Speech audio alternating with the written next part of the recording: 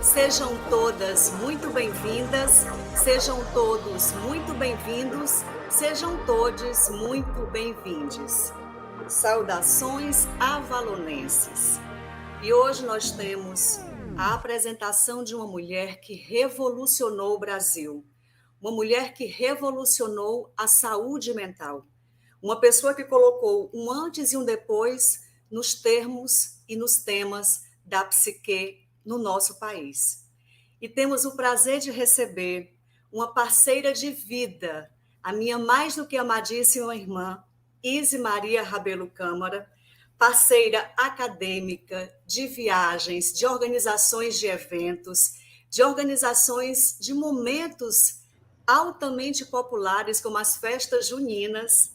Há exatamente 30 anos, a gente organizava nos dias de hoje, sempre nos dias 29 de junho, São Pedro. Começamos aqui na nossa rua, estendemos para o quarteirão, para os quarteirões vizinhos e depois para o Lago Jacareí. Nós moramos na cidade dos funcionários e quem é de Fortaleza vai não só entender, mas se localizar. Exatamente nesse perímetro, atrás da Oliveira Paiva, atrás do Extra da Oliveira Paiva, essas ruas contíguas ao Extra da Oliveira Paiva, até o Lago Jacareí. A gente sempre organizou esses momentos e sempre estivemos juntas. E é com prazer que eu te recebo, minha amada irmã. Seja muito bem-vinda, sempre. E neste momento, para te apresentar, para que tu possas nos apresentar, Nise da Silveira, eu vou ler o teu currículo, a tua biodata. Izzy Maria Rabelo Câmara é bacharela e licenciada em Psicologia pela Universidade de Fortaleza, Unifor. Assistente social pela Universidade Estadual do Ceará, UES. E especialista em saúde do idoso por esta mesma instituição. Tem 2 formações em terapias integrativas e complementares e possui um MBA em gestão empresarial pela Fundação Getúlio Vargas, FGV. É mestre em saúde pública pela Universidade Federal do Ceará, UFC, e está finalizando, neste exato momento, um doutorado em psicologia social pela Universidade John F. Kennedy, em Buenos Aires, na Argentina. Colabora academicamente com a pessoa que vos fala, a líder e orientadora do grupo de estudos Filhas de Avalon, há mais de 10 anos. Para mais, no campo laboral, Izzy Maria Rabelo Câmara trabalha há 19 anos como psicóloga sanitarista da saúde mental terciária na unidade de internação feminina do Hospital de Saúde Mental Professor Frota Pinto e na saúde mental secundária no Centro de Atenção Psicossocial, CAPS, Nise da Silveira, há 4 anos. Tem experiência de 20 anos como docente de graduação e pós-graduação na área de psicologia. É sócia fundadora da Cooperativa de Trabalhadores Psicólogos do Ceará Limitada e é uma das membros fundadoras do grupo de estudos Filhas de Avalon. Professora, a palavra está com a senhora. E agora, que a arte nos aponte uma resposta, mesmo que ela não saiba, vamos entrar na nossa femenageada Nise Magalhães da Silveira. E eu até me emociono, porque essa mulher foi muito grande. Nasceu em 15 de fevereiro de 1905, em Maceió, uma alagoana, filha única, poderia ser uma menina muito mimada, mas cresceu num ambiente de amor, um pai jornalista e professor de matemática, A mãe pianista, e com isso foi envolvida em um ambiente familiar de muito estudo, de muita cultura e de muito amor às artes. Mas, acima de tudo, Nise foi uma menina livre.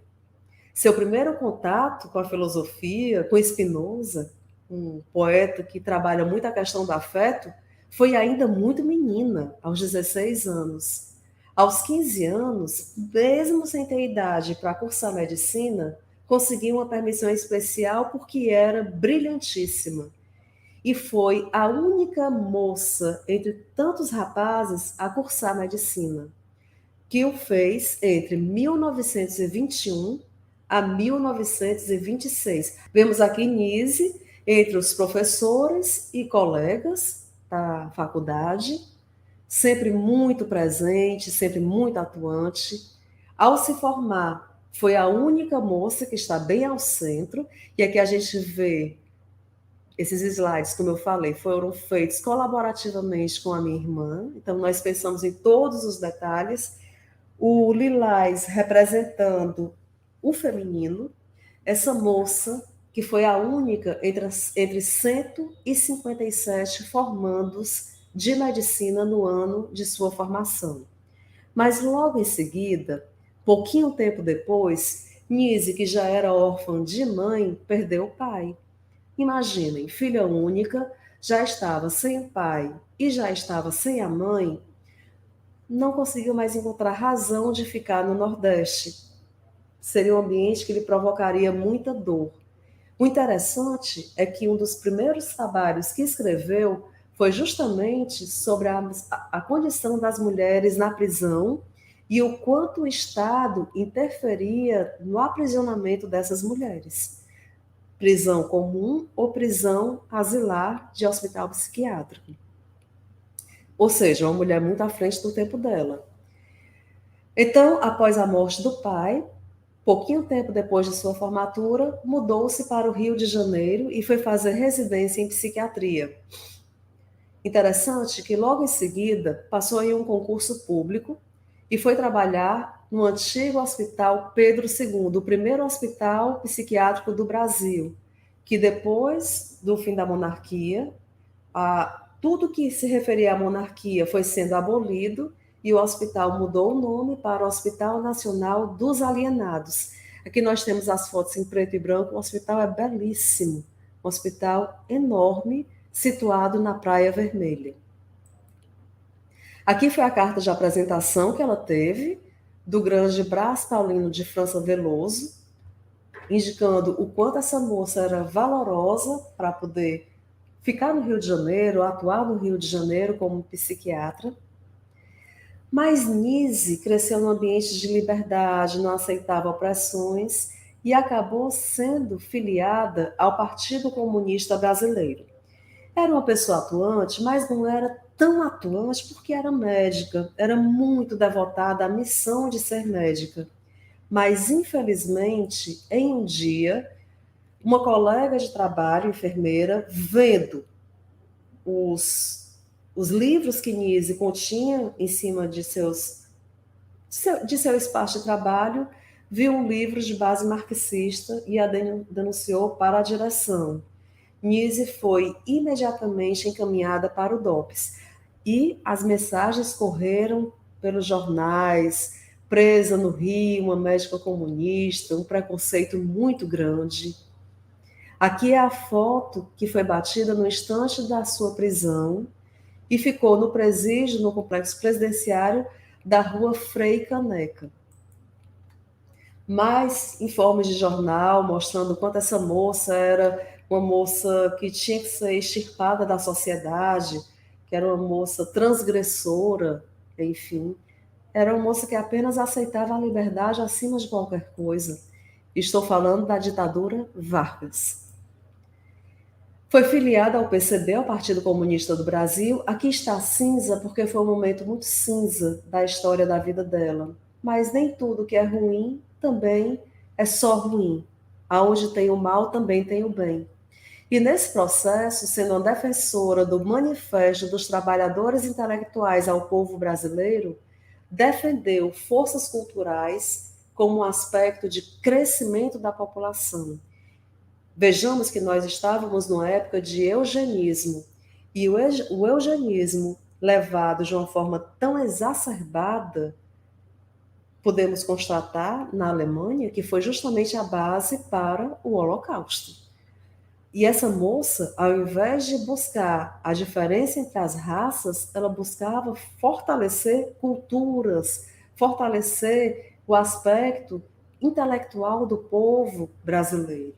Então, foi denunciada por essa colega, como eu já falei, encaminhada para o Departamento de Ordem Política e Social e ficou presa nesse espaço, no complexo penitenciário Frei Caneca, por 16 meses, por 1 ano e meio.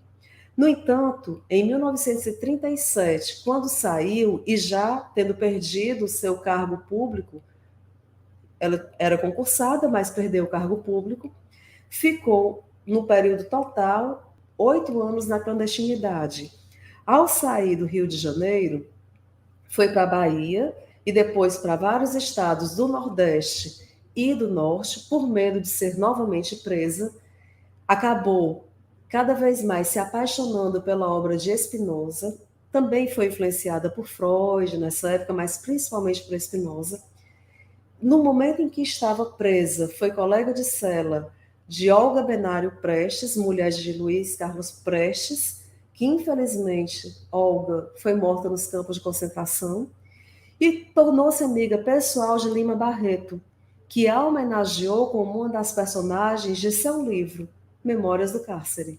Depois disso, só conseguiu voltar ao Rio de Janeiro após a ditadura de Vargas, quando, em 1944, conseguiu retomar o seu trabalho, porque tinha perdido no momento da prisão, mas foi anistiada, e conseguiu o emprego de volta. Só que agora estava no subúrbio, que já era o subúrbio no Rio de Janeiro, que era o conhecido Hospital Engenho de Dentro. Revolucionária, como sempre foi, teve a oportunidade de conhecer as novas tecnologias, e eu quero que fique muito claro, com o olhar para além do anacrônico, a eletroconvulsoterapia, a insulinoterapia, a lobotomia, era o que se tinha de maior evolução, era o que se tinha de melhor na época, porque se visava realmente a cura do paciente, se visava o melhor para esse paciente, embora os propósitos tenham sido distorcidos, mal utilizados. Mas Nise, ao passar 1 ano e meio presa e um período total de 8 anos na clandestinidade, tendo sido criada com liberdade, passou a ter, como ela mesma falou, após o presídio, mania de liberdade. Não aceitava mais nenhuma forma de opressão. Quando foi iniciar os seus trabalhos no Engenho de Dentro, sofrendo muito preconceito, porque quem a conheceu disse que media um pouquinho menos que 1,5 m, era muito magrinha, então tinha um aspecto muito frágil por fora, mas por dentro era uma gigante inquebrantável, como colocou em uma das suas inúmeras palestras que eu cheguei a ouvir, assistir documentários. Por baixo da minha pele tem um cangaceiro. Então era uma mulher que não se calava, que não aceitava a opressão. E ao assistir uma sessão de eletroconvulsoterapia e tendo a oportunidade de praticar, muito autenticamente disse: não aperto o botão. Não poderia deixar de ser punida. Por conta de sua insubordinação, que quase fez com que perdesse o trabalho, mais uma vez, por não se adaptar e não aceitar prescrever nenhuma terapia biológica, de insulinoterapia, choque cardiosólico, eletroconvulsoterapia, nem aceitava acompanhar os pacientes em tais condições, foi encaminhada para os fundos da instituição como uma punição, que era um almoxarifado conhecido como setor de terapêutica ocupacional. A terapia ocupacional é uma ciência que eu, particularmente, valorizo demais, demais, pela importância que eu vejo a terapêutica ocupacional com as pessoas em franco sofrimento mental. Mas naquele contexto histórico, era uma forma de puni-la, porque era uma atividade tida como subalterna. Tanto que no espaço que ela foi, não tinha mesa, não tinha cadeira, não tinha papel, não tinha nada. Só que Nise, ninguém contava que ela tinha uma vocação especial de agregar pessoas. Ela amava pessoas e Nise amava animais. E, sobretudo, amava congregar pessoas e animais no mesmo espaço. As pessoas que tentaram humilhá-la não contaram com isso. E assim, num espaço insalubre, contando com a ajuda de amigos da direção, com amigos do refeitório, com amigos de almoxarifado, com amigos da enfermagem, foi construindo 17 ateliês ao longo de alguns anos, de mais ou menos 2 anos. Ateliês de escultura, ateliês de pintura, de costura, mas não era qualquer costura, como da praxiterapia, passar um dia inteiro remendando pedaços de lençol. Não. Chegaram 12 volumes para poder os usuários, na verdade ela chamava clientes, para os clientes costurarem. Ela, muito autêntica, do kit de 12 peças, pegou 2 e devolveu 10 e disse: 2 peças é o suficiente, porque o trabalho é muito monótono. Então, uma pessoa de uma sensibilidade ímpar. E aqui nós podemos ver Nise trabalhando com os seus clientes, que o hospital chamava de loucos na época. Essa lógica não era preconceituosa, era como era chamado mesmo. Então, esses pacientes, ao redor, ao ar livre, ao redor da instituição, causava pânico entre muitos profissionais com aquele receio dos pacientes fugirem. Mas quando você experimenta a liberdade, você não precisa ficar provando que precisa fugir o tempo inteiro, porque você sabe que você está livre e que no dia seguinte também vai estar livre. E na hora de entrar para a instituição é para descansar o corpo e a cabeça, porque durante o resto do dia você vai estar livre, não precisa fugir. Aqui em cima nós vemos um ateliê de escultura, tudo com pouca estrutura que a instituição dava e muito com que Nise agregava, porque era uma pessoa de muitas influências, de muitos amigos, e trazia os amigos para o engenho de dentro. Conhecia um artista plástico, vamos lá para o engenho de dentro. Conhecia um cantor, vamos lá. Então era uma pessoa muito dinâmica, muito ativa, muito solar. Por isso que os slides são muito coloridos, não é por outra coisa. É porque Nise trazia cor para a vida das pessoas e dos seus animaizinhos, que também eram tidos como terapeutas, trazia voz para quem não podia falar, e a voz era não verbal, era expressiva, era artística. Aqui embaixo vemos o ateliê ao ar livre, Nise acompanhando em silêncio, porque desenvolveu o seu método chamado afeto catalisador, desenvolvia em silêncio o processo de aliança terapêutica tão estudado nos tempos de hoje. Se você não estabelece a aliança terapêutica com o paciente, você não consegue avançar no processo com o paciente, com o cliente, com o usuário, com o que quer que você queira chamar, você não estabelece o vínculo. Tem que ter aliança terapêutica. E ela estabelecia no silêncio. A pessoa se sentia acolhida, porque o olhar que ela dava não era de julgamento estético, era do julgamento da grandeza. Ela adorava entrar no abismo da mente humana. Era algo que causava muito prazer para ela. Só que esse abismo não acontecia e não poderia ser decifrado ouvindo apenas uma vez. Era preciso acompanhar. O afeto catalisador é esse acompanhamento dessas produções. Um dia, o cliente desenhava, por exemplo, um gatinho. E no dia seguinte, ele desenhava o gatinho, digamos, dentro de uma casa, que era a casa da infância, que já puxava outros aspectos afetivos, emocionais, e a terapêutica ia acontecendo. Nesse ambiente de silêncio, ela não gostava de barulho nesse espaço do ateliê, porque era um momento de produção e de liberação do inconsciente. Continuando. Nise gostava tanto de agregar pessoas, que construiu uma forma de criar monitoras pela persuasão. Essas pessoas trabalhavam voluntariamente. E uma delas, e com grande louvor, foi Dona Ivone Lara, grande compositora, grande sambista, que contribuiu enormemente para o Engenho de Dentro, não só como assistente social e enfermeira, e aqui eu fico com a dúvida, porque não era enfermeira formada, assistente social formada, mas quem assumia funções de serviço social e de práticas de enfermagem.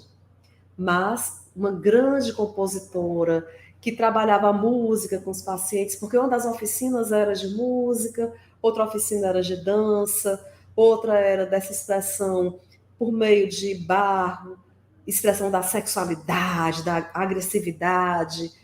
Eram 17 oficinas ao todo, como eu tinha colocado. Aqui nós vamos ver que, quando estudamos esquizofrenia, um dos conceitos de esquizofrenia é justamente o quê? A mente fragmentada.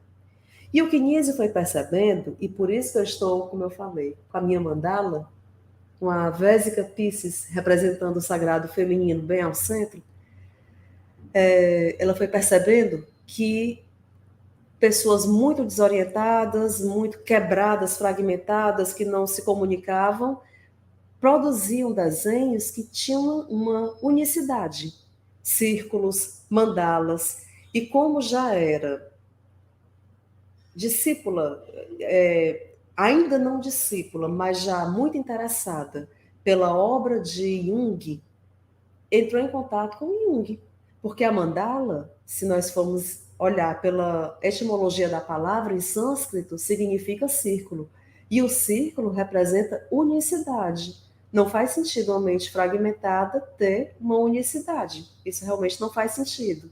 E outra, era visto como uma forma de meditação em culturas antigas, representavam divindades em culturas antigas. Numa filosofia que eu tenho um amor muito grande, que é a filosofia indiana Brahma Kumaris, a divindade maior, Deus, é considerado um círculo cheio de luzes. Então, isso depende muito de cada cultura. E ela percebeu que tinha uma ancestralidade comum, que apesar do adoecimento mental gravíssimo, essa ancestralidade permeava, ultrapassava aquele sujeito em especial. Essas imagens atingiam o que as palavras não conseguiam atingir, não conseguiam alcançar. Aqui estava a vida e a alma desses clientes. Então, para ela, era preciso aprender a ler a imagem. A imagem racional empobrece a expressão emocional. O que está dentro é a forma do que está fora. Como eu sou uma psicóloga sanitarista, tanto da atenção terciária como da secundária, a minha maior vocação profissional é atender o sujeito em crise. É na atenção terciária, porque eu vejo esse sujeito tão fragmentado, mas essa fragmentação tem tanta lógica que a gente precisa ter o tempo e a paciência e a condição de conectar essas ideias, essa lógica. E tem lógica, tudo tem lógica. Eu vou dar um exemplo muito rápido de uma paciente, porque eu estou falando de hospital, muito emblemática, que era a Astrogilda. Esse não era o nome dela era Ellie. Eu não posso dizer o nome, Ellie Feitosa, vou dizer o sobrenome. E essa senhora chegou para a gente com mais de 60 anos, dizendo que era Astrogilda, a governanta do universo, que tinha as estrelas de poder na cabeça, e das mãos saíam graças, e enfim, era um discurso salvacionista, místico e belíssimo, muito poético. Com o passar do tempo, como eu trabalhava com uma terapeuta ocupacional diretamente, e essa terapeuta já estava na instituição desde os anos 80, tinha muito treino em acessar esse inconsciente dessas pessoas, começou a questionar: Astrogilda, como é que você tem 6 anos e tem rugas? Mas para tudo, Astrogilda dava uma solução. Essa ruga é a graça que Deus me deu, isso aqui é a minha condição de salvar o planeta Terra, o cabelo branco é assim. Então, tudo tinha uma razão. Mas como é que você tem 6 anos e tem filhos? Os filhos são as graças, são as bênçãos. E o que acontece é que a história foi sendo montada dia a dia e caiu como uma luva a compreensão. Astrogilda, na verdade, a Ellie Feitosa, foi uma senhora que 6 anos antes foi traída pelo marido, só que ao ser traída ela já era idosa, muito velhinha, e não suportou a dor da traição. A dor foi tão grande, porque o marido a trocou por uma moça muito jovem, que ela matou simbolicamente a Ellie Feitosa, que considerava fraca, e tornou-se Astrogilda, que não era qualquer pessoa, era a governanta do universo. Meus queridos, isso é muito rico, é um material muito rico. Eu amo trabalhar com essa lógica que a gente vai construindo como Sherlock Holmes a vida de uma pessoa. A pessoa está desintegrada e vai se integrando, e nessa desintegração tem muito sentido. E aí, Nise escreveu para Jung, muito intelectual, muito estudiosa, escreveu na língua de Jung, que em 12 de novembro de 54, escreveu o seguinte: mestre, no Centro Psiquiátrico do Rio de Janeiro, há ao lado de outros setores de atividade do serviço de ocupação terapêutica, um ateliê onde os doentes desenham e pintam na mais completa liberdade. E assim, imagens primordiais emergem nessas figuras, trazendo uma empírica e convincente demonstração da psicologia analítica. E nessa carta ela vai colocando que mesmo as pessoas muito fragmentadas constroem unicidades no formato de mandala, e Jung confirmou realmente que era mandala, tornaram-se amigos. Na verdade, Nise tornou-se filha científica de Jung, como ela considerava. Jung é o meu maior instrumento de trabalho, e neta científica de Freud, porque Jung foi discípulo de Freud e Nise, discípula de Jung e também de Freud. Jung tem uma frase, tem um pensamento que eu amo de paixão: conheça todas as teorias, domine todas as técnicas, mas ao tocar a alma humana, seja apenas outra alma humana. E foi isso que Nise da Silveira fez. Tocava as almas humanas apenas com a permissividade, com a liberdade, com a possibilidade de deixar a pessoa fluir e se encontrar. Naquele silêncio, o descanso acontecia se tivesse de acontecer. E se não tivesse, estava tudo bem.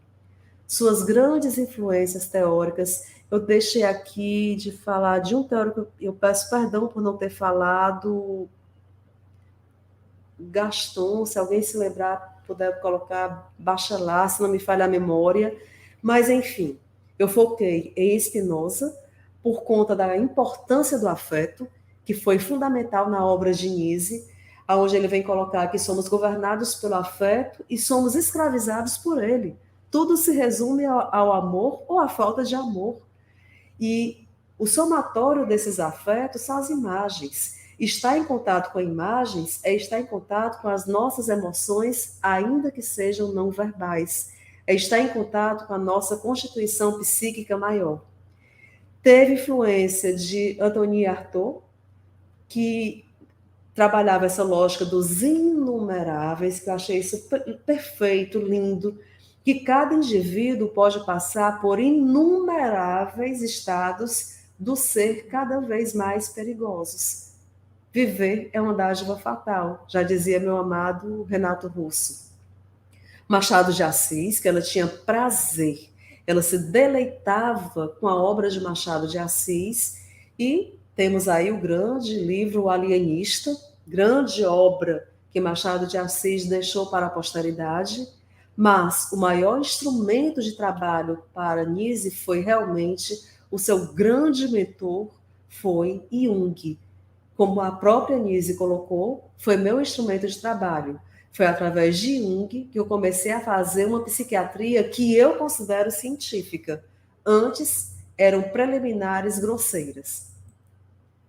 Aqui, a amizade entre os dois, Jung conhecendo o Museu das Imagens do Inconsciente, construído por Nise Em 1952, o interessante é que é exatamente um século depois da construção do primeiro hospital psiquiátrico, do hospital onde ela trabalhou, e no mesmo ano da criação, da divulgação do primeiro antipsicótico. É muito interessante essas conexões. No Filhas de Avalon, quem é filho de Avalon sabe que não existem coincidência para os filhos de Avalon. Estamos numa eterna sinergia. Tudo faz sentido, tudo tem esse contexto de conexão. Mais uma vez, aqui Nise já estava no congresso, em Zurique, com Jung, apresentando os trabalhos de seus clientes que foram valorizadíssimos, enquanto os colegas de profissão a discriminavam, e lá fora, e pelos meios artísticos nacionais, não pelos meios médicos, mas pelos meios artísticos, Nise era muito valorizada e internacionalmente era valorizadíssima. Afinal de contas, os grandes não são vistos nas suas terras. Vamos falar um pouquinho do método Nise, afeto catalisador, muito pela influência de Jung, muito pela influência de Spinoza. E também esse afeto catalisador quer o quê? Estar perto, eu estou acompanhando, no meu silêncio, acompanhando o sujeito ser livre no processo criativo dele. Não estou aqui para julgar a estética. Isso para mim no começo foi muito difícil, quando eu entrei no hospital psiquiátrico, porque eu desenho. E quando eu vi os desenhos das minhas pacientes, aquilo me chocava, me arranhava a vista. Mas com o tempo eu passei a entender a lógica e a amar, porque não é a estética, é o que está além da estética, é o que está sendo explorado. O escafandro está descendo no abismo e o inconsciente está submergindo, está vindo à tona da sua maneira mais precisa, da sua maneira mais clara possível. Nise teve a sensibilidade tão grande de perceber que, como ela amava gatos e no seu espaço de trabalho tinha para mais de 20 gatinhos, muitos deles trazidos de condições de vulnerabilidade nas ruas, e em sua casa tinha outros tantos gatinhos, percebeu que os cães também poderiam ajudar e muito os pacientes, os clientes. Pacientes a gente chama em hospital psiquiátrico, mas ela se recusava, chamava clientes. E especialmente quando um cliente que não falava nada, era totalmente calado, vendo um dia um cão ferido, pediu, uma pessoa que não falava, pediu a um dos enfermeiros dinheiro para comprar um remédio. Como eles eram livres, podiam sair daquele espaço onde Nise trabalhava, voltou com o remédio, entregou o troco para o profissional e disse que ia botar o remédio no animal. E isso chamou a atenção do profissional, porque o profissional disse, meu Deus, ele falou. Há muito tempo ele não falava. E quando foi expor a situação para a Nise, ela disse, a partir de agora, cães e gatos são também coterapeutas. Por quê? Se os cães e gatos são inimigos por instinto e podem viver em harmonia, por que pessoas da mesma espécie não podem? Por que um ser que é doente não pode conviver com um ser que não é doente? Quando todo mundo tem alguma afetação mental de uma forma ou de outra. Esse não julgamento estético foi algo que ultrapassou barreiras. Esse acompanhamento dessa expressão imagética que posteriormente, nós vamos ver mais à frente, foi chamado de prontuário imagético. Não importava se o paciente estava se alimentando, desculpa, o cliente, é muita impregnação que a gente fica da nossa vivência diária de trabalho. Se o cliente estava se alimentando, se o cliente estava dormindo, para ela, o que importava era o cliente estar se expressando imageticamente, o cliente está vivo, e essa expressão é o prontuário. E isso, sem pretensão nenhuma, porque como já dizia Oswaldo Montenegro, que a arte nos aponte uma resposta mesmo que ela não tenha, e que ninguém a tente complicar, porque é preciso simplicidade para fazê-la florescer. O trabalho de Nise foi arte científico, porque essa arte foi comprovada cientificamente na condição em que os clientes foram melhorando e foram permanecendo melhorados. Em 1952, como eu falei, no mesmo ano do surgimento dos antipsicóticos típicos e um século depois do surgimento do primeiro hospital psiquiátrico do Brasil, Nise fundou o Museu das Imagens do Inconsciente. E o interessante é que esse museu não morreu com ela, é um museu vivo. Eu vou falar já já sobre esse museu vivo. E aqui eu faço homenagem a 3 clientes, mas representando inúmeros que não caberiam nos slides.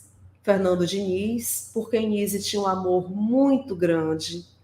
Lúcio, que tinha habilidade com o barro para fazer as esculturas. Nós vemos aqui uma escultura perfeita para um psicótico.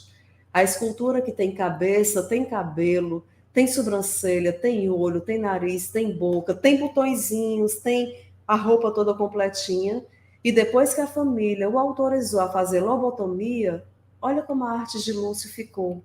Quanta afetação Lúcio teve após essas conexões que foram cortadas de seu cérebro. Adelina, que as duas tinham um amor muito grande uma pela outra, muito grande. Aqui nós vamos ver o Museu das Imagens do Inconsciente, como eu disse, um museu vivo. Vivo porque ainda hoje está sendo construído. Por enquanto, são mais de 400 mil obras, mas é por enquanto, porque todo dia tem obra sendo construída. Destas 400 mil obras, 128 mil são tombadas pelo INFAM. É um museu múltiplo, por quê? Porque é um patrimônio que não é só museológico, mas é arquivista e bibliográfico. É um espaço de estudo, de crescimento, de ciência, de fazer ciência através da arte. Porém, não é um espaço, um acervo de belas artes, como eu esperava com as minhas primeiras pacientes. Não é um espaço acadêmico em si, que siga regras, normatizações, sistematizações, porque é um museu que não se enquadra com nada que a museologia, que a ciência museológica vem a trabalhar. Não se trata de sistematização, não se trata de aceitar uma obra como no museu comum, qualquer obra tem que ser assinada. E no Museu do Inconsciente, mesmo que não seja assinada, a obra é validada, porque todos que estão ali sabem que aquela obra foi feita por um dos clientes de Nise. Então, quebra com regras. Outra regra que quebra, porque não tem a visão de venda, não tem uma visão mercadológica. O objetivo é expressão artística do inconsciente, é trazer à tona dessa obscuridade, dessas brumas, o inconsciente tão repleto de significado, de significante, de tanto símbolo. Aí nós vamos ver que nem todos os atores assinam as obras, não tem como sistematizar e normatizar, inclusive a responsável, que é uma museóloga, teve, como a mesma falou em uma de suas entrevistas, eu tive que desaprender tudo o que eu aprendi nos tempos da faculdade para poder trabalhar neste espaço, porque eu trabalho, inclusive, com os autores estando presentes no museu. Alguns acabam completando as obras do outro, porque acha que está faltando algum detalhe, e eles se acertam muito bem nisso, não tem esse mal-estar. Todos esses produtos são guardados como prontuários imagéticos, e como a própria profissional disse, uma obra feita em 1900, em 2004, não sei, digamos, o cliente se lembra e procura pela obra. Tudo é catalogado, mas tudo é lembrado. Agora, tem um grande desafio. O que fazer com essas obras e aonde adequar e aonde abrigar tantas obras com um museu que não para de crescer, está em constante movimento. Nise, por ela mesma, eu sou uma pessoa curiosa do abismo e levava as pessoas também a serem curiosas. Uma das frases dela, em uma de tantas entrevistas, foi: o objetivo é chegar aonde não se chega. Imagens como instrumento de linguagem, uma outra possibilidade de comunicação para quem estava jogado ao nada. Aqui vamos fazer mais homenagem a alguns outros clientes, que esses possam simbolizar e representar todos. Uma homenagem a todos na figura de Rafael, Adelina, Lúcio, Otávio, Carlos Pértios, Emídio, Fernando Diniz, Isaac e Lúcio. Como eu coloquei, Nise era uma pessoa que agregava pessoas e animais, amava pessoas. E seus amigos foram amigos para uma vida inteira. Manuel Bandeira, que morava muito perto do local onde Nise se encontrava no processo de estudos, assim que chegou no Rio de Janeiro. Olga Benário, que foi a revolucionária, colega de cela. Lima Barreto, que a homenageou no seu livro Memórias do Cárcere.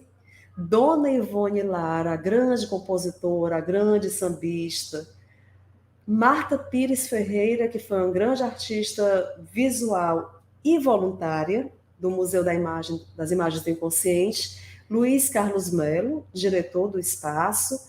Gleides Schincariol, a coordenadora. Almir, que foi um pintor que auxiliou muito Nise no começo, porque Nise não sabia pintar. Então, ela precisava de pessoas que a ajudassem. E tantos outros que não cabem em slides e mais slides, porque era uma pessoa que juntava, somava, uma pessoa muito amada pelos seus amigos, muito amada, vista como Marta colocou, a comparou como uma libélula pela aparente fragilidade e espadachim. Então, era uma pessoa que não se calava, não se encurvava diante das dificuldades. Aqui no Ceará, nós tivemos um grande representante do Ministério da Saúde e Educação, o Meirelles, que teve uma ideia muito parecida com a de Nise, fazer uma clínica aberta, que seria um proto-CAPS. Só que, mesmo tendo um cargo altíssimo, sendo homem, não saiu das ideias, não teve a condição de colocar no papel e, do papel, colocar em ação esse projeto. Mas Nise teve, mesmo sem ter apoio da direção, tinha apoio dos amigos. E dos amigos ela se aproveitava bem para trazê-los para o trabalho no Engenho de Dentro, e a troca era incrível. Assim, era uma troca mágica, era uma química. Nise e seus gatinhos foi pioneira na pesquisa das relações afetivas entre pacientes e animais. A gente sempre via nas reportagens, e os amigos sempre retratavam, que Nise estava constantemente com um gatinho em seu colo. Ela amava animais. Linda essa frase. Estou cada vez menos doutora, cada vez mais Nise, cada vez mais humana. Seu método rejeitava qualquer violência, qualquer coerção da psiquiatria moderna, não aceitava a mercantilização dessa ciência. Para ela foi uma grande violência, porque trabalhou até quase 70 anos de idade e enfrentou essa mercantilização da loucura. Ou seja, tudo que construía. Na entrevista pós-fácil, vemos Nise, em 1986, muito decepcionada. É como se o trabalho não tivesse valido, e valeu muito, Nise, valeu muito. Porque aquele contexto era de uma mercantilização da loucura, mas não seria para sempre. As tuas ideias são bases, são instrumentos, nos retroalimentam no fazer saúde mental. Criou uma psiquiatria a partir do presente, a partir da condição da pessoa. Se essa pessoa tem condição de trabalhar hoje na obra de arte, vai trabalhar, se não, está livre. E vai trabalhar a partir dos seus potenciais. Tratava os clientes sem destruir emoções, sem segmentar porções nenhuma de cérebro, provou que o método é científico, privilegiava acima de qualquer coisa a liberdade, sobretudo, em uma das frases dela, eu estava de olho arregalado em cima da liberdade de expressão reveladora. E tinha respeito pelo espaço e pelo tempo do paciente. Desculpa, do cliente. Em não considerá-lo desorientado. É muito fácil a gente estar escrevendo um prontuário e colocar: o paciente está desorientado temporalmente, está desorientado alopsiquicamente, não sabe, não se reconhece, não sabe quem é. E Nise ia por outro lado. Não. ele tem uma orientação no contexto dele, no mundo dele, que eu não tenho acesso. Mas o mundo dele está fora do meu real, está fora do real de outras tantas pessoas, mas é uma orientação que eu ainda não tive condição de alcançar, mas se eu puder, talvez eu alcance essa orientação dessa pessoa. Ou seja, humanidade. Não aceitava nenhum trabalho monótono, nenhum trabalho repetitivo, exaustivo, porque priorizava a liberdade e o bem-estar de seus clientes. Tirou esses sujeitos de atividades grosseiras dos hospitais colônias, de capinar, de cuidar de porcos, de fazer alimentos, cozinhar alimentos, costurar peças inúmeras de roupas, e trouxe para a liberação de suas próprias emoções. Permitia que as imagens pintadas dos clientes fossem totalmente livres, não interferia em absolutamente nada, mas estava pertinho. Então a pessoa se sentia afetada positivamente, era o afeto catalisador. Por mais que ela não fale e não critique, ela está ali do meu lado e está acompanhando uma pintura, outra pintura, outra pintura, e o processo ia acontecendo de cura, de tratamento, de bem-estar. Tinha um interesse genuíno pelo ser. Mais uma vez eu falo, Nise amava pessoas de uma maneira sublime e animais. Queria conhecê-los, não queria investigá-los, queria conhecê-los. Não aceitava nada que estereotipasse, que gerasse caricatura, que cristalizasse doença. Não aceitava. Entrou no mundo do delírio dessas pessoas, através da arte, com os escafandros dela, mas com muito cuidado descia a essas profundezas e submergia. Infelizmente, alguns não conseguiam fazer o mesmo movimento, de descer em suas profundezas e poder voltar. Queria que o segredo do doente fosse o mais profundo do ser e provocou. Nise dizia que o segredo do doente, do mais profundo do ser, era o que provocava essa ruptura com a realidade. E compreendia que a doença não estava nas imagens, como muitas pessoas acreditavam. Pelo contrário, a saúde estava nas próprias imagens. Teve como legado uma série de contribuições e dizia: há 10 mil modos de ocupar-se da vida e de pertencer à sua época. Ao casar, e casou com o próprio primo, nos anos 40, criaram uma forma de lidar com a questão da maternidade. Optaram por não serem pais, porque o esposo dela, que era um grande sanitarista, dedicou-se exclusivamente à medicina, à saúde pública, e Nise à psiquiatria. E com isso, escreveu 6 livros, mais de 100 artigos, mais de aproximadamente 50 exposições entre nacionais e internacionais, construiu um grupo de estudos de Jung, construiu em 1952 o Museu do Inconsciente, em 1956 a Casa das Palmeiras, que foi uma protoforma de construção do CAPES, ou seja, uma clínica cultural comunitária. É o que a gente tem a ideia do CAPES hoje. Nise fez isso em 1956 e nunca, jamais parou de estudar e nem de contribuir com os estudantes. Na última entrevista que eu vi dela, em 1992, já falava com dificuldade, uma respiração cansada, mas estava à disposição da ciência, dos estudiosos. Nise escreveu os livros, aqui Jung, Vida e Obra, em 68, em 81, Imagens do Inconsciente, depois falou em 86 sobre a Casa das Palmeiras, aí tem o Mundo das Imagens, tem Cartas a Spinoza, e tem um livro sobre gatos, A Emoção de Lidar, que ela se revoltou com o editor porque não era a emoção de lidar, era a sensação de lidar, mas o editor preferiu colocar a emoção de lidar. Aqui são alguns livros, não encontrei a capa de todos, inclusive porque são livros esgotados. Se encontrar no máximo em sebo, Imagens do Inconsciente, o Livrinho dos Gatos. Livros que escreveram sobre Nise, No doutorado eu estudei muito Magaldi, foi uma grande referência para mim, maravilhoso. Se nós olharmos no Google acadêmico e procurarmos Nise da Silveira, vamos encontrar mais de 7.000 artigos só com o nome Nise da Silveira e só em português. Se eu colocar em outras línguas, encontro até mais. Se eu colocar Nise da Silveira biografia, são mais de 1.000 artigos.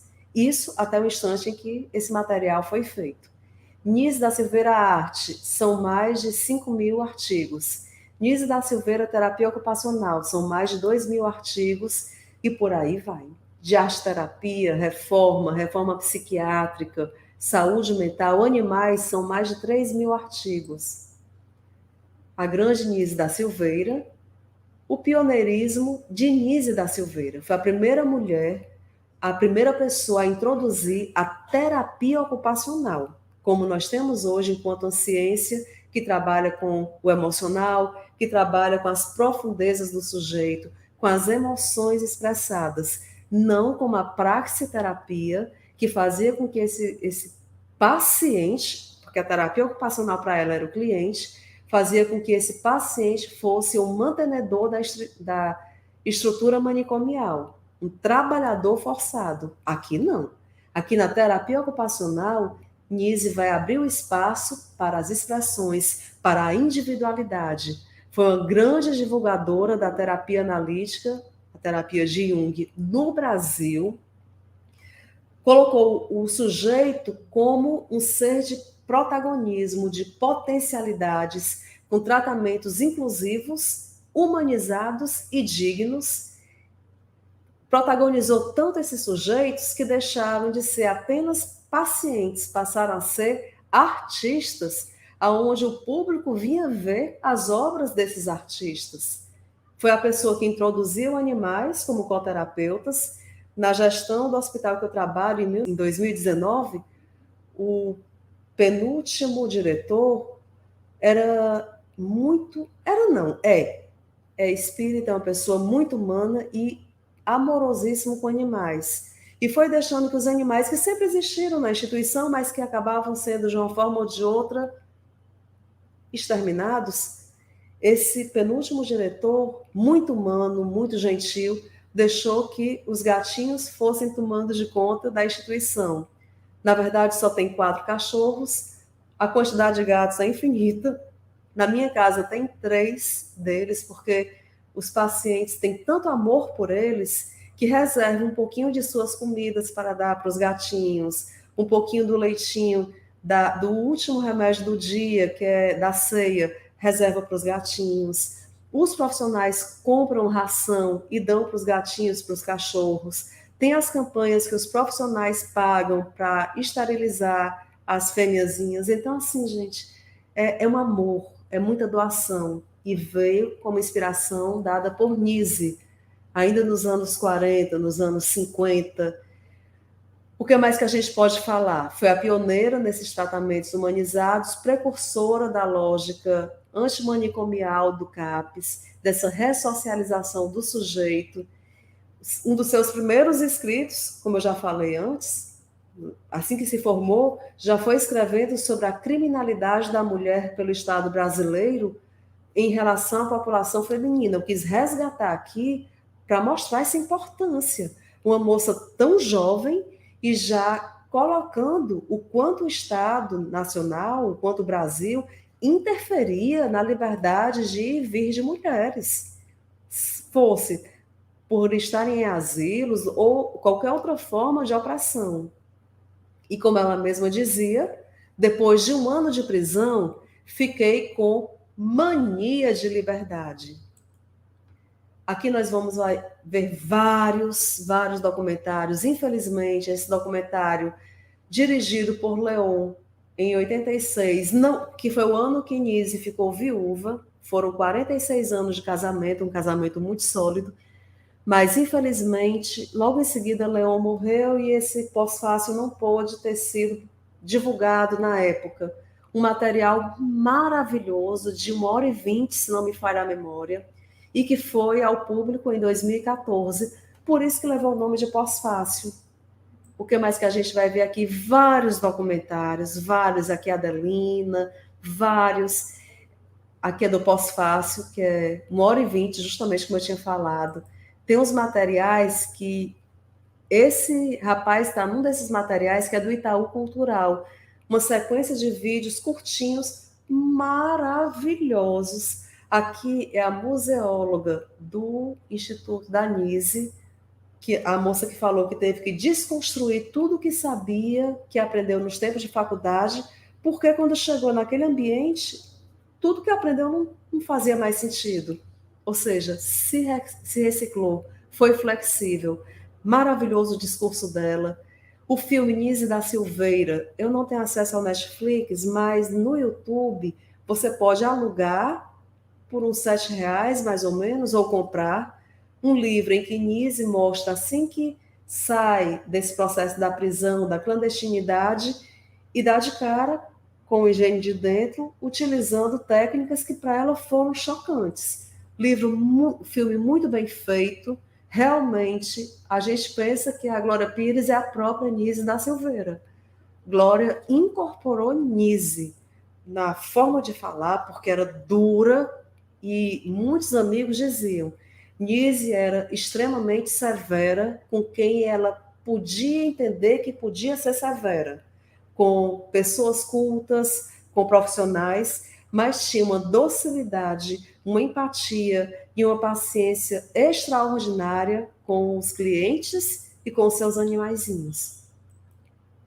Aqui é o amigurumi, são esses bonequinhos lindíssimos de artesanatos feitos para Nise, para homenageá-la, e doutora Nise representada em biscuit. Alguns reconhecimentos póstumos, e é muito difícil encontrar alguns reconhecimentos, porque os reconhecimentos são enormes. Em 2019, uma universidade do Rio fez uma exposição, tendo todo o cuidado de encadernar, de encapar as obras para que não fossem quebradas no trajeto de sair do Museu do Inconsciente, das imagens do inconsciente para a universidade, mas selecionamos apenas o selo Nise da Silveira, foi de 2005, e uma estátua muito bem feita, creio que de bronze, muito bem feita. Aqui é o local onde eu trabalho, Cap Geral Nise da Silveira. Eu, que fui uma profissional da saúde, quer dizer, na época de faculdade, eu fui uma aluna totalmente voltada para a área organizacional. Nunca, em todo o tempo de faculdade e nos primeiros 5 anos de formada, eu nunca imaginei que eu fosse trabalhar em uma área que fosse além da psicologia organizacional, mas a psicologia da saúde me tomou, primeiro na instituição psiquiátrica, há 19 anos, e há 4 anos nessa instituição que eu cresço a cada dia. Aqui vamos ver algumas produções que eu pedi às terapeutas ocupacionais do CAPES Nise da Silveira. Eu sou psicóloga e assistente social e eu vejo a importância da psicologia e do serviço social para o trabalho em saúde mental, a importância fundamental da medicina, da farmácia, da nutrição, da enfermagem, da educação física, da medicina, né, que eu falei, mas a terapia ocupacional vem trabalhar com essa liberação dessas emoções. E ao pedir materiais para 2 terapeutas ocupacionais do CAPES Nise da Silveira, eu me surpreendi com essas obras de arte que eu não esperava e que eu achei belíssimas. Aqui, algumas atividades, e eu não pude colocar mais materiais para não sair do nosso tempo de aula, mas a gente vê todo um trabalho cooperativo, aqui confeccionando materiais para o carnaval, e inclusive eu participei esse ano do bloco do CAPES, que é o Doidetu, é o bloco carnavalesco, e por surpresa, foi a primeira vez que eu participei de um carnaval de rua. O bloco Doidetu foi o bloco campeão do Carnaval de Fortaleza. Foi, assim, muito emocionante para mim, eu não esperava, foi muito emocionante. Algumas frases de Nise da Silveira. A psiquiatria, para mim, é um estudo profundo do ser. Nunca conheci, nunca concordei com o conceito de doença mental denunciado como crônica. Está um pouquinho difícil de eu ler. Eu os vejo capazes de finuras e nem todos nós somos capazes de finuras. É algo mais ou menos assim. Peço perdão se eu não conseguir ler direito, porque está muito pequenininho. Para navegar contra a corrente são necessárias condições raras: espírito de aventura, coragem, perseverança e paixão. O que cura é o contato afetivo de uma pessoa com a outra. O que cura é a alegria. O que cura é a falta de preconceito. Interessante que, falando de grupo de estudo Filhas de Avalon, e como uma filha de Avalon, eu presencio a cada encontro que temos que não existe coincidências no nosso grupo. Nise aposentou-se formalmente, no ano em que eu nasci, 1975, porque continuou a trabalhar, a dar suporte para alunos, para artistas, para os clientes por muito tempo. Mas se formou, quer dizer, se aposentou no ano em que eu nasci. E, infelizmente, encantou-se no ano em que eu me formei. É muita coincidência, é muita sinergia. Encantou-se em outubro de 1999 por insuficiência respiratória no Rio de Janeiro, aonde viveu depois que saiu realmente do Nordeste, não voltou mais para habitar no Nordeste e até a sua morte viveu e morreu no Rio de Janeiro. Sua obra permanece viva e inspiradora. Essa homenagem eu faço à mãe de uma grande amiga minha, Dona Nise Moura Fé, uma senhora que eu não tive a honra de conhecê-la em vida, mas conheci o legado.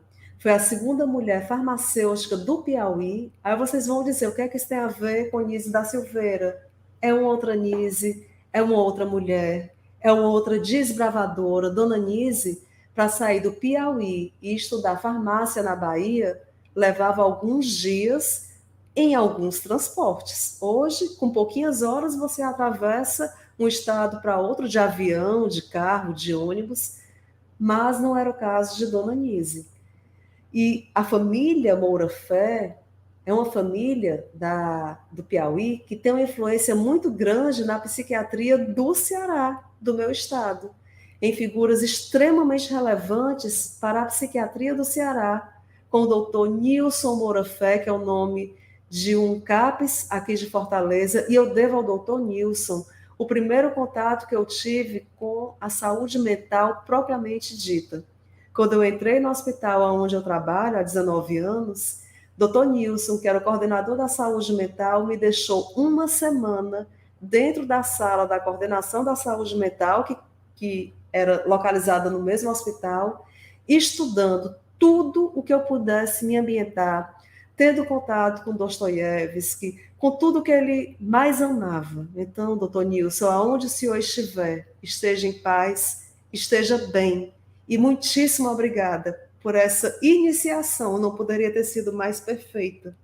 Doutor Ivan Moura Fé e o meu professor, Eugênio Campos, que também foi diretor do hospital onde eu trabalho, e a quem eu devo tanto. Muito obrigada, Eugênio, que é irmão de minha amiga que está lá no fundo, numa homenagem que foi feita no shopping do Piauí para a dona Nise Madeira Moura Campos. Uma mulher muito grande. Dona Nise, que era Moura Fé, e virou Moura Campos após o casamento. Aqui são algumas das tantas referências, mas selecionamos só algumas. Quem quiser, a gente arranja bem mais. Nise sempre representada por seus gatinhos e com a frase que eu amo de paixão: não se curem além da conta. Gente curada demais é gente chata. Todo mundo tem um pouco de loucura e vou lhes fazer um pedido. Vivam a imaginação, pois ela é nossa realidade mais profunda. Felizmente, eu nunca convivi com pessoas muito ajuizadas. E eu adoro conviver com as pessoas que não são muito ajuizadas, são as que eu mais amo. Acima de qualquer coisa, nesse momento, agradeço pela terceira oportunidade que eu tive de ministrar uma aula para este grupo que tanto me enriquece como pessoa, como profissional, o grupo de estudos Filhas de Avalon. Agradeço enormemente e reforço todos os agradecimentos do momento inicial desta apresentação. Agradeço ao espaço Plurisaberes, representado pelo painel que está atrás de mim, canal que é nosso parceiro, que está situado na Biblioteca Central das Ciências Humanas da Universidade Federal do Ceará, gestado pelo nosso grande amigo, grande parceiro, Edivander Pires. Muito obrigada, Edivander. Muito obrigada, Roman Rodrigues. Você que estuda letras alemão, que honra, que honra. E que gentilmente fez toda a partilha dos slides nesta live. Muito obrigada por todo o apoio inicial, Débora Sayane. Muito obrigada, Santinha, nossa amada Santinha. Parabéns pelo seu mestrado. Seja muito feliz nessa nova caminhada acadêmica. Gratidão maior, minha amada irmã.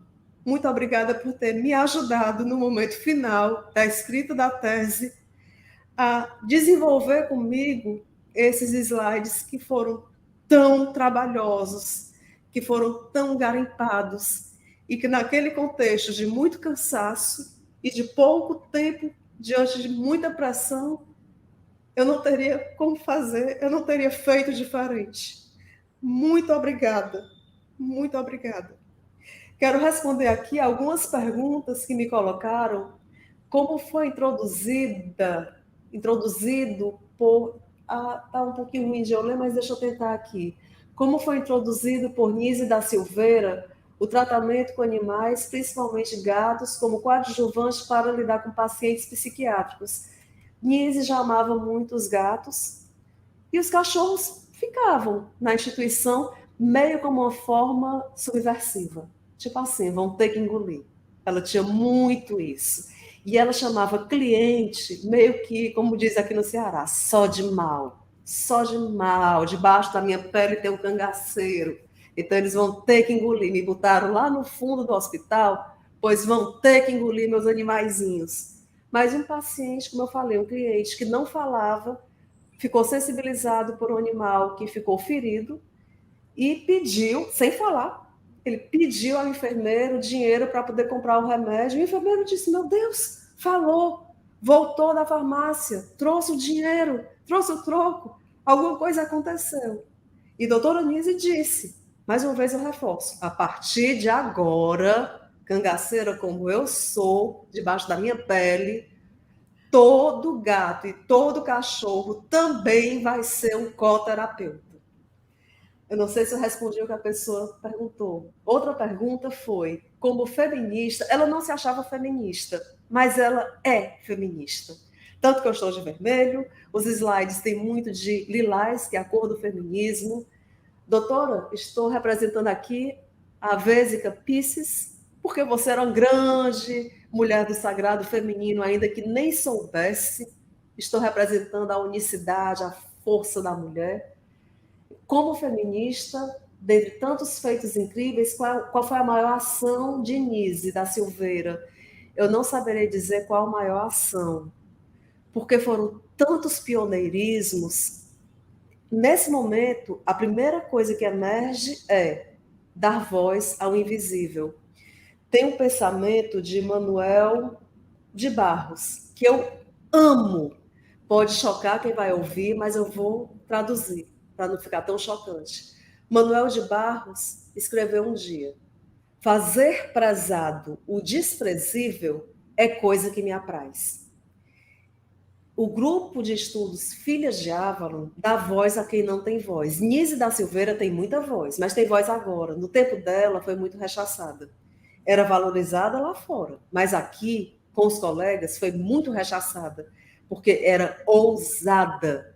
Vamos fazer o eletrochoque. Eu não aperto o botão. Gente, eu não consigo imaginar a magnitude do que é isso. Eu não consigo imaginar. Hoje eu apertaria. Tipo assim, não me prende de novo, não me deixa perder o emprego. Eu não quero, mas se isso é necessário. Mas ela foi além.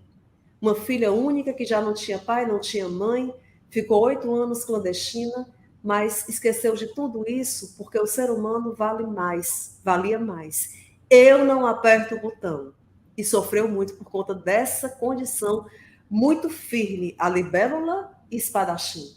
Porque ela cortava a cabeça de quem não aceitava a ideia dela, de quem tentava, cortava a cabeça simbolicamente, de quem tentava esmagá-la. Ela não deixava, porque ela tinha convicções muito firmes, e eram tão firmes que ela convencia pessoas extremamente letradas a embarcarem na mesma lógica. Então, eu não saberia te dizer qual a maior ação, mas talvez, pelo que me vê agora, o que mais emerge é da voz a quem não tinha voz. E é da protagonismo. O sujeito não é mais doente mental em si. O sujeito é artista. E pessoas saem de casa para ver as obras desse artista. Eu não sei se tem mais alguma pergunta. Não. Izinha, que aula fenomenal. Gratidão. Estamos embevecidos, embevecidas, embevecides, com tanta sabedoria, com tanta maestria para se colocar em tão pouco tempo tanto conhecimento.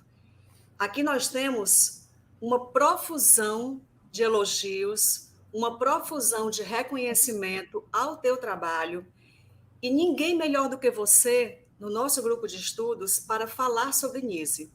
Não somente porque trabalha a saúde mental há quase 20 anos, há 19 anos, isso na saúde terciária, sem contar com a saúde secundária, saúde mental terciária, no Hospital Mental Professor Frota Pinto, antigo Hospital de Messejana, como nós conhecemos aqui em Fortaleza, e a saúde mental secundária no CAPS Nise da Silveira. Curiosamente, para quem não sabe, nós moramos a 3 quadras de um CAPS. A Izinha podia pedir para trabalhar lá, nesse CAPS. Ela prefere cortar a cidade de Fortaleza de ponta a ponta e trabalhar no CAPS Nise da Silveira. Tamanho é o reconhecimento que ela vê nessa mulher. Tamanha é a inspiração que Nise da Silveira exerce sobre a nossa palestrante de hoje, cuja aula foi mais do que brilhante, foi extremamente esclarecedora e, principalmente, desmistificadora. Nós precisamos desmistificar a saúde mental. A pandemia afetou a todas, todos e todes. Portanto, a saúde mental é pauta do dia, é agenda de trabalho, é agenda de discussão, é agenda de investigação. Não precisamos mais de tapumes, de preconceitos. Chega, isso nos foi imposto à revelia.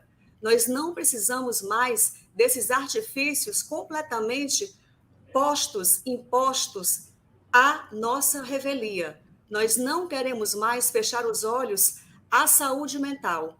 Precisamos falar sobre isso. Portanto, Izinha, muito obrigada. Gratidão por esta aula espetacular. As dúvidas foram sanadas.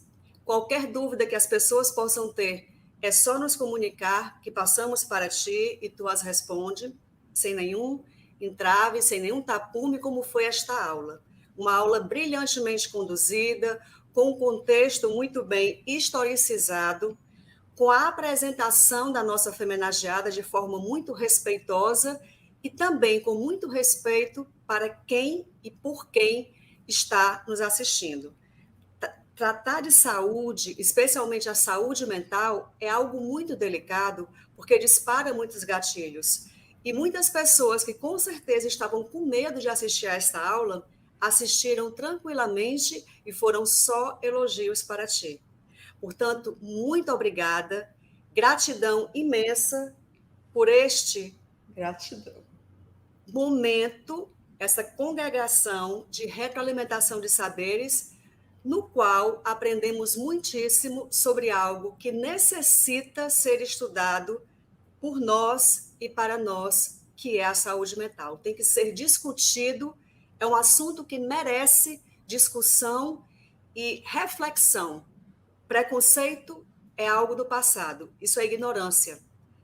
Tratar a saúde mental agrilhoada a preconceitos antigos, a preconceitos vetustos, é assinar É imoral. ignorância, é imoral.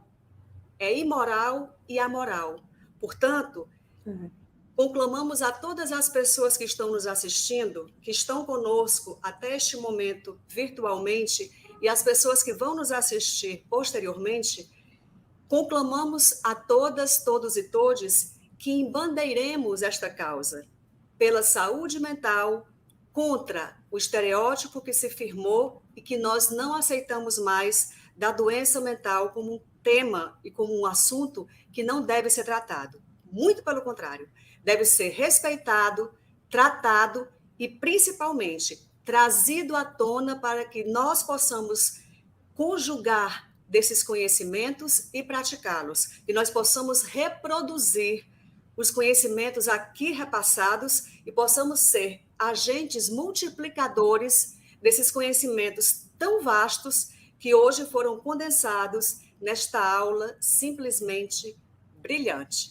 Parabéns, professora, a aula foi fantástica, fenomenal. E coloco agora a palavra para a senhora, para que se possa fazer as últimas considerações. Eu queria só, antes de fazer algumas considerações, eu queria só colocar algumas coisas que eu vejo muito na minha vivência prática. E aí faço um pouquinho minhas as palavras do meu amado Oswaldo Montenegro, metade. Que as minhas palavras não sejam ouvidas como prece e nem repetidas com fervor, apenas respeitadas. Então, esses sujeitos precisam apenas do respeito. Quando nós trabalhamos, como é o meu caso, na atenção terciária, existe um preconceito muito grande em não validar uma área que é validada nacionalmente. Existe uma portaria nacional, GMMS 3088 de 2011, que valida a instituição psiquiátrica como uma retaguarda.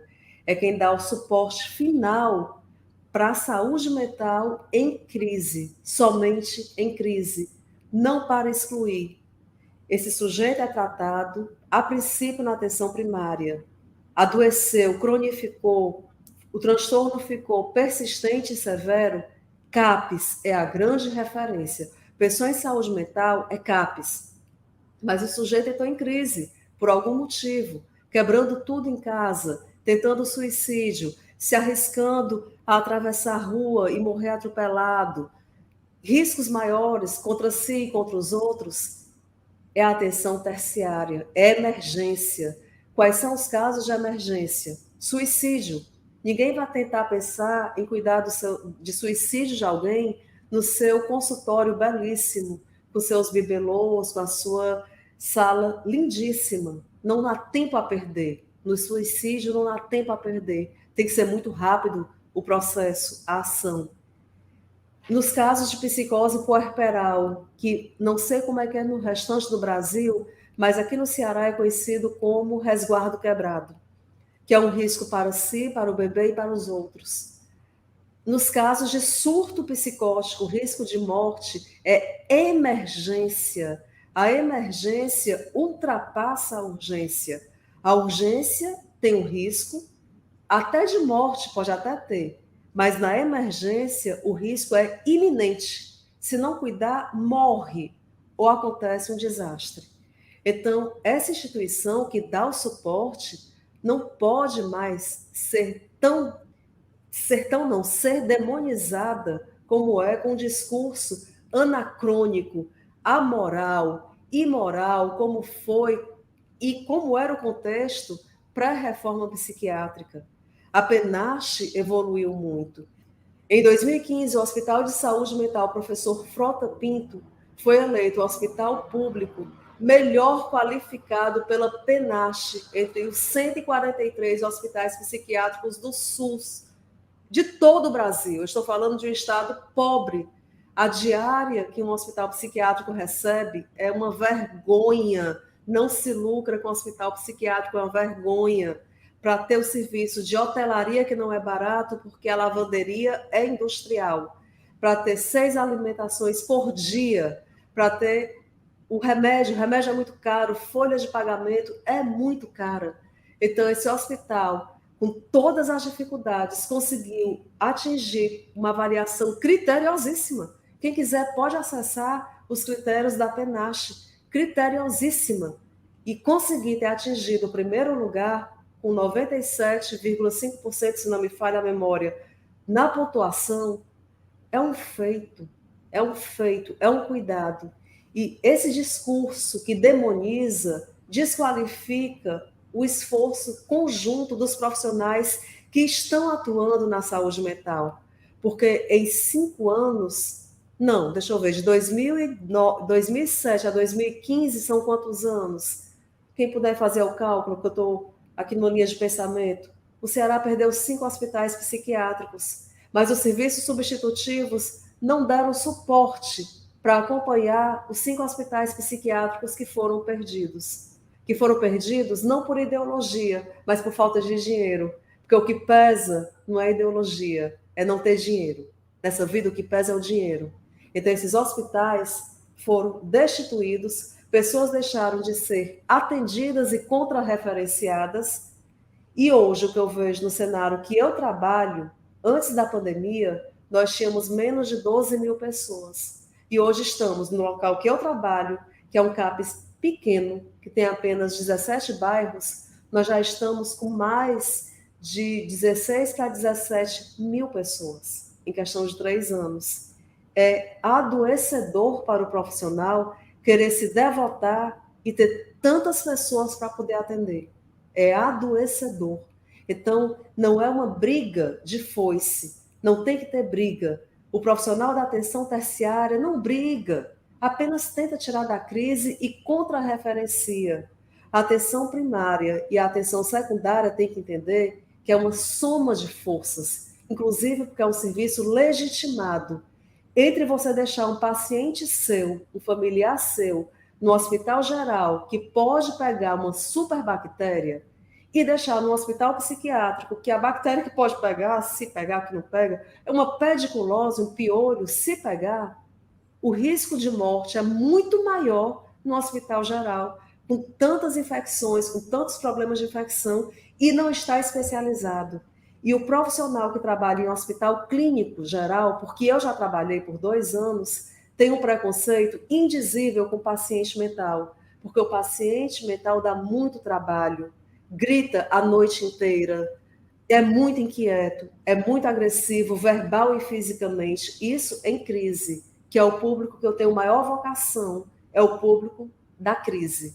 Eu gosto de trabalhar com o público crítico. O público, quando está centrado, é gente como a gente. Mas eu gosto de entrar no abismo, de colocar o meu escafandro e entrar no abismo.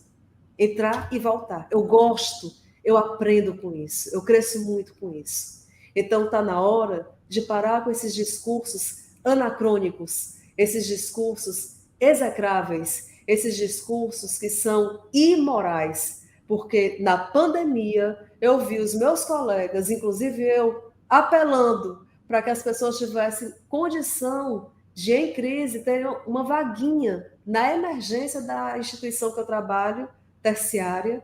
Não digo nem para ser internado, porque existem vários critérios para ser internado, mas pelo menos para ter uma medicação, porque estamos abarrotados, estamos assoberbados. Chega dessa quebra de braço estéril, e é uma quebra de braço unilateral, e que não leva a nada, por isso que é estéril.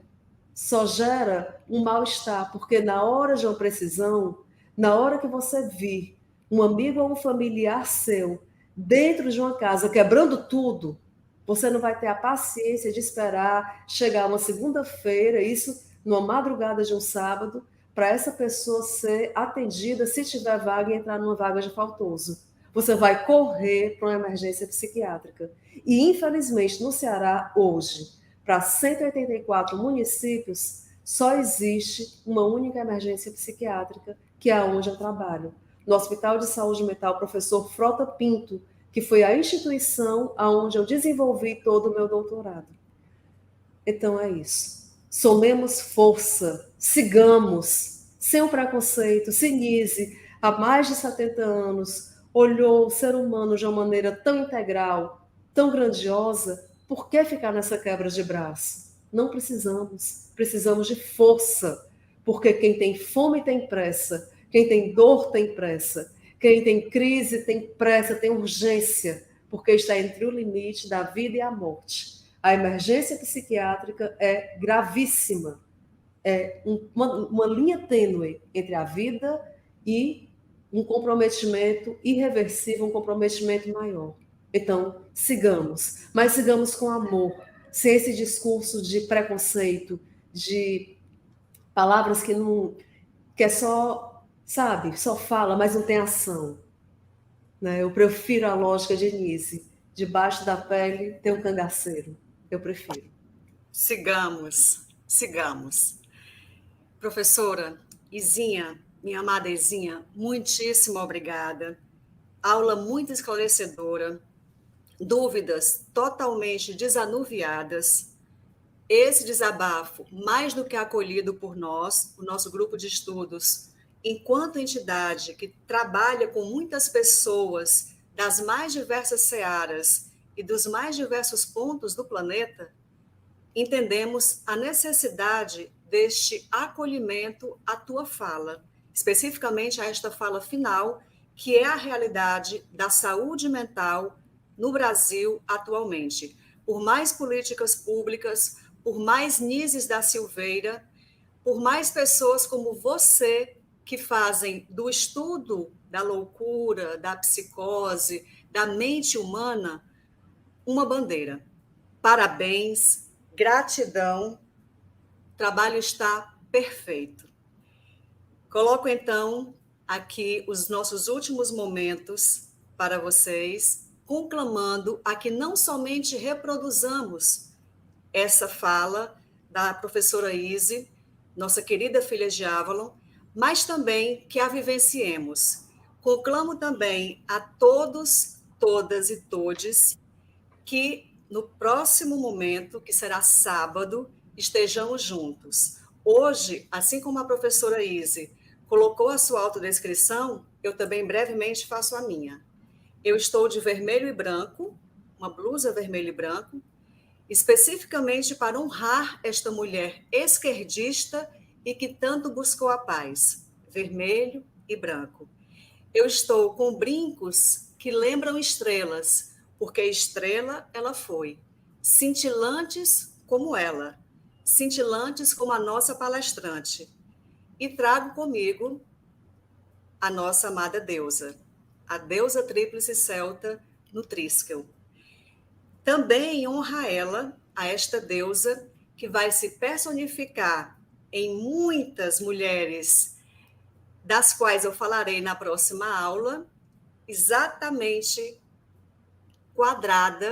enquadrada, essa pleiade de mulheres, numa só, que é Maria Madalena, ou como eu prefiro chamar, Maria de Migdal.